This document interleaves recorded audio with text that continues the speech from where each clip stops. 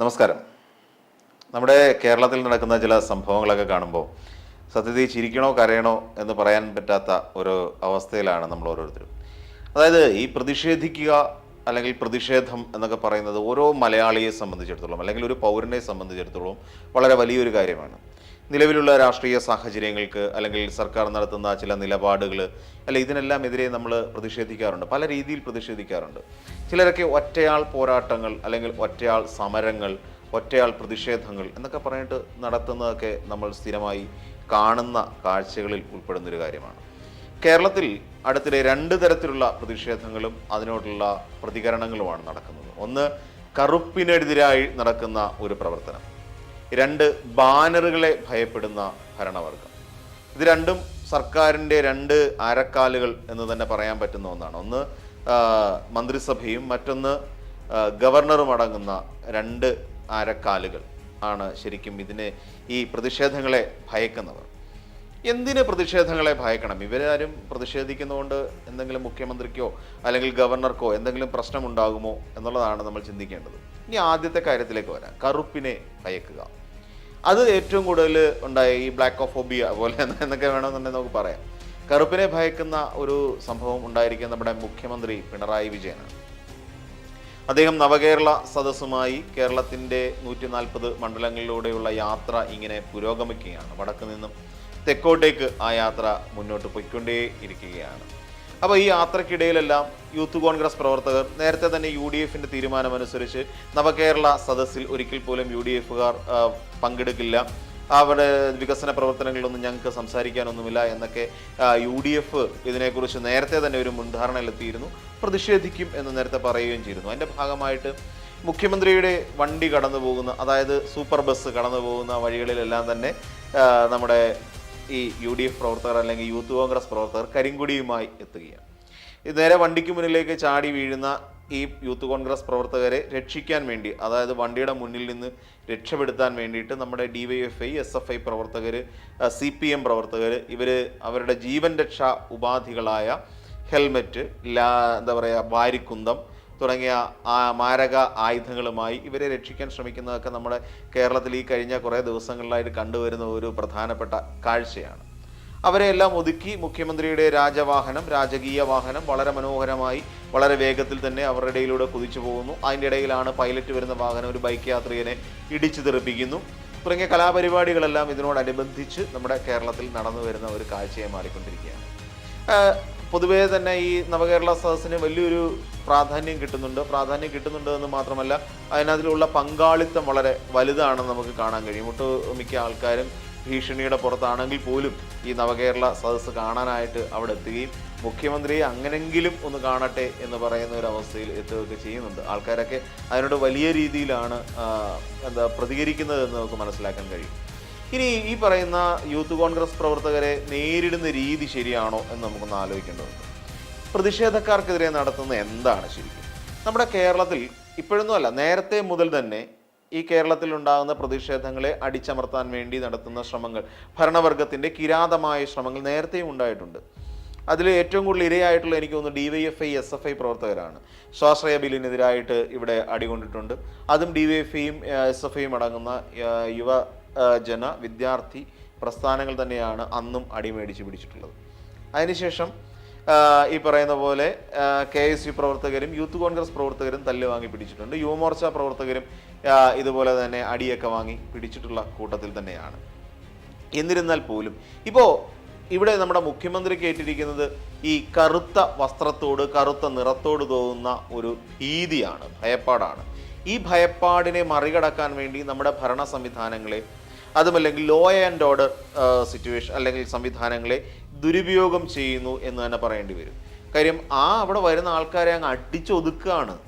പ്രതിഷേധത്തെ ഭയമാണ് ഇപ്പോൾ ഇവിടുത്തെ നമ്മുടെ ഭരണവർഗത്തിന്. അതേപോലെ മറ്റൊരു വസ്തുത നമുക്കൊന്ന് പരിശോധിച്ച് കഴിഞ്ഞാൽ ഗവർണർ ആരിഫ് മുഹമ്മദ് ഖാൻ, അദ്ദേഹം പോകുന്ന വഴിയിൽ SFI പ്രവർത്തകരായിട്ടുള്ള കുട്ടികൾ അവിടെ ചെന്നിട്ട് മുദ്രാവാക്യം വിളിക്കുന്നു, ഗോ ബാക്ക് പറയുന്നു. ഈ ഗോ ബാക്ക് ഒക്കെ കണ്ടു കഴിഞ്ഞപ്പോഴത്തേക്ക് കമോൺ എന്നാണ് അദ്ദേഹം ധരിച്ചു വെച്ച് വശായതെന്ന് തോന്നുന്നു.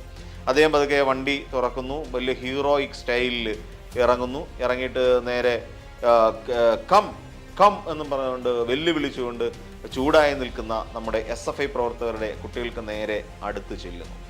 ഇതൊക്കെ നമ്മൾ കഴിഞ്ഞ ദിവസങ്ങളിലൊക്കെ പത്രമാധ്യമങ്ങളിലൂടെയൊക്കെ നമ്മൾ കാണുകയും വായിച്ചറിയുകയും ഒക്കെ ചെയ്ത കാര്യങ്ങളാണ്. അദ്ദേഹം ക്ഷുഭിതനായിട്ട് നേരെ വിദ്യാർത്ഥികൾക്ക് ഇടയിലേക്ക് ചെല്ലുന്നു. എന്ത് ധൈര്യത്തിൻ്റെ പുറത്താണ് ചെല്ലുന്നത്? പ്രതിഷേധിക്കാൻ നിൽക്കുന്ന കുട്ടികളാണ് അവർ.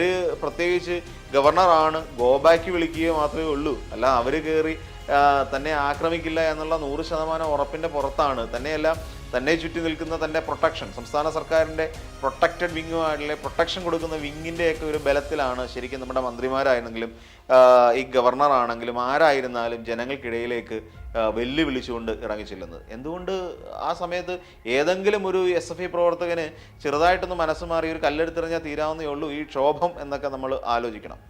അതിനുശേഷം എന്തിനാണ് എന്നുള്ളത് ആലോചിക്കുക. കാലിക്കറ്റ് യൂണിവേഴ്സിറ്റി സെനറ്റിലേക്ക് സംഘപരിവാർ ഇതിൽപ്പെട്ട ആൾക്കാരെ തിരികെ കയറ്റാൻ ശ്രമിച്ചു എന്നുള്ളതാണ് അദ്ദേഹത്തിനെതിരെ വന്ന പ്രധാന ആരോപണം. അദ്ദേഹം അതിന് ശ്രമിച്ചുകൊണ്ടിരിക്കുന്നു. ഒരു ഗവർണർ അദ്ദേഹത്തിൻ്റെ സ്ഥാനത്തിന് വിരുദ്ധമായി ആ സ്ഥാനത്തിരുന്നുകൊണ്ട് അല്ലെങ്കിൽ ചാൻസലർ എന്ന പദവിയിൽ ഇരുന്നുകൊണ്ട് ചെയ്യാൻ പാടില്ലാത്ത കാര്യങ്ങൾ ചെയ്യുന്നു.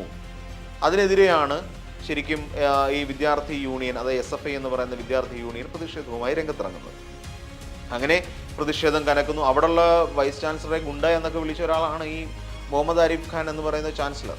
അപ്പോൾ ഈ രീതിയിലൊക്കെ പ്രതിഷേധം കനക്കുമ്പോൾ ശരിക്കും ആൾക്കാരെക്കുറിച്ച് അല്ലെങ്കിൽ ആ ഒരു നാടിനെക്കുറിച്ച് പോലും വളരെ മോശപ്പെട്ട പരാമർശങ്ങളിലേക്ക് ബ്ലഡി ഹിസ്റ്ററി ഓഫ് കണ്ണൂർ എന്നൊക്കെയാണ് അദ്ദേഹം പറഞ്ഞത്. കണ്ണൂരിൻ്റെ രക്തരൂക്ഷിതം എന്നുള്ള അർത്ഥത്തിലാണോ അദ്ദേഹം ഉപയോഗിച്ചത് എന്നറിയില്ലെങ്കിൽ പോലും ഒരിക്കലും പ്രയോഗിക്കാൻ പാടില്ലാത്ത ഒരു പ്രയോഗമാണ്. ഒരു കേരളക്കാരനെ സംബന്ധിച്ചിടത്തോളം വളരെയധികം ബുദ്ധിമുട്ടുണ്ടാക്കുന്ന, അല്ലെങ്കിൽ ഒരു കണ്ണൂരുകാരെ സംബന്ധിച്ചിടത്തോളം ഏറെ ബുദ്ധിമുട്ടുണ്ടാക്കുന്ന ഒരു പദപ്രയോഗം തന്നെയായിരുന്നു ബ്ലഡി ഹിസ്റ്ററി ഓഫ് കണ്ണൂർ എന്ന് പറയുന്നത്. അപ്പം ഇതൊക്കെയാണ് അദ്ദേഹത്തിൻ്റെ പ്രശ്നങ്ങൾ. അദ്ദേഹം ബാനറുകളെയാണ് ഭയപ്പെടുന്നത്. ഇദ്ദേഹം അവിടെ വരുന്ന സമയത്ത് അവിടുത്തെ കുട്ടികൾ കുറേ ഇദ്ദേഹത്തിന്, അതായത് നമ്മുടെ ചാൻസലർക്ക് ഗോ ബാക്ക് പറഞ്ഞുകൊണ്ട് കുറേ ബാനറുകൾ ഉണ്ടാക്കിയിരുന്നു. ആ ബാനറിൽ വളരെ രസകരമായ കുറേ കാര്യങ്ങൾ ഉണ്ടാക്കിയിട്ടുണ്ടായിരുന്നു. Don't spit hands and Pan Parag in the campus എന്നൊക്കെ പറഞ്ഞിട്ട് ആ രീതിയിലുള്ള വേർഡിങ്സുകളാണ് കുട്ടികൾ അതിനകത്ത് ആ ബാനറുകളിൽ ഉപയോഗിച്ചിരിക്കുന്നത്. ബാനർ അഴിച്ചു മാറ്റണം. എന്തിനാ ബാനറിനെ ഭയക്കുന്നത്? എന്നും പ്രതിഷേധത്തിൻ്റെ ഭാഗമായി കൊടികളുണ്ടായിരുന്നു, കരിങ്കൊടികൾ കാണിച്ചിരുന്നു. ഈ CPI ഇപ്പം DYFI പ്രവർത്തകർക്കെതിരെ, യൂത്ത് കോൺഗ്രസ് പ്രവർത്തകർക്കെതിരെ നടക്കുന്ന കരിങ്കൊടിക്കെതിരായ പ്രതിഷേധങ്ങൾ നേരത്തെയൊക്കെ നടന്നിട്ടുണ്ട്. നേരത്തെ ഉമ്മൻചാണ്ടി സർക്കാരിൻ്റെ കാലത്ത് ഇതുണ്ടായിട്ടുണ്ട്. അന്നും ഇതേപോലെ മൃഗീയമായി തന്നെയാണ് അന്ന് ഉമ്മൻചാണ്ടി സർക്കാരിൻ്റെ പോലീസ് ഈ പറയുന്ന DYFI പ്രവർത്തകരെ നേരിട്ടത്. അപ്പം അതിനു മുമ്പ് തന്നെ കൂത്തുപറമ്പിലുണ്ടായിട്ടുണ്ട്. സ്വാശ്രയ മെഡിക്കൽ കോളേജിനെതിരെ നടത്തിയ സമരത്തെയും പ്രതിഷേധത്തെയും തുടർന്നാണ് 5 പേരെ വെടിവെച്ച് കൊന്നത് കൂത്തുപറമ്പിൽ. അപ്പം ഇതെല്ലാം നമ്മൾ മറന്നു പോവുകയാണ്. നമ്മളുടെ ഒരു കാലത്തിനനുസരിച്ച് ഇത്രയും പ്രതിഷേധങ്ങൾ ഉണ്ടാകുന്നു. ഓരോ പാർട്ടികളും പ്രതിഷേധിക്കുന്നുണ്ട്. ആ പ്രതിഷേധങ്ങളെ ഭയക്കുകയും അതിനെ അടിച്ചമർത്താനും ശ്രമിച്ചുകൊണ്ടിരിക്കുന്ന കാഴ്ചകളാണ് ഈ കഴിഞ്ഞ കുറേ ദിവസങ്ങളായി നമ്മൾ കണ്ടുകൊണ്ടിരിക്കുന്നത്. അതിൽ ഗവർണറും അതിൽ നിന്ന് പിന്നോട്ട് മാറുന്നില്ല എന്നുള്ളതാണ്. അവിടെ കെട്ടിയ ബാനറുകൾ പലതും അഴിച്ചു നീക്കുക എന്നുള്ളതാണ്. എന്തിനാണ് ഗവർണർ ബാനറിനെ പേടിക്കുന്നത്? തൻ്റെ ചെയ്തികൾ, തൻ്റെ ഒരു ഭരണാധികാരിയെ സംബന്ധിച്ചിടത്തോളം താൻ ചെയ്യുന്നത് ശരിയാണ്, ഞാൻ ചെയ്തത് ശരിയാണ് എന്ന് 100% ഉറപ്പുണ്ടെങ്കിൽ എന്തിന് പ്രതിഷേധങ്ങളെ ഭയക്കണം? നട്ടെല്ല് നിവർത്തി നിന്ന് ജനങ്ങളോട് ഞാൻ ചെയ്തത് ശരിയാണ് എന്ന് വിളിച്ചു പറയാനുള്ള ആർജവമാണ് ഒരു ഭരണാധികാരിക്ക് വേണ്ടത്. അല്ലാതെ ആ ചെയ്തു പോയ തെറ്റ് ചൂണ്ടിക്കാണിച്ചുകൊണ്ട് അതിനെതിരെ പ്രതിഷേധിക്കുന്നവരെ അടിച്ചമർത്തുന്ന വില കുറഞ്ഞ രാഷ്ട്രീയ നീക്കമല്ല ഒരു ഭരണാധികാരിയിൽ നിന്നും, അത് മുഖ്യമന്ത്രി പിണറായി വിജയൻ ആയിരുന്നാലും ഗവർണർ ആരിഫ് മുഹമ്മദ് ഖാൻ ആയിരുന്നാലും ചെയ്യേണ്ടത്. താൻ ചെയ്തത് ശരിയാണ് എന്ന് ഉച്ചത്തിൽ നട്ടെല്ല് നിവർത്തി എന്ന് പറയാനുള്ള ആർജവം ഇന്നാട്ടിലെ ഏതെങ്കിലും ഒരു ഭരണാധികാരിക്ക് ഉണ്ടെങ്കിൽ നമുക്ക് സമ്മതിക്കാം.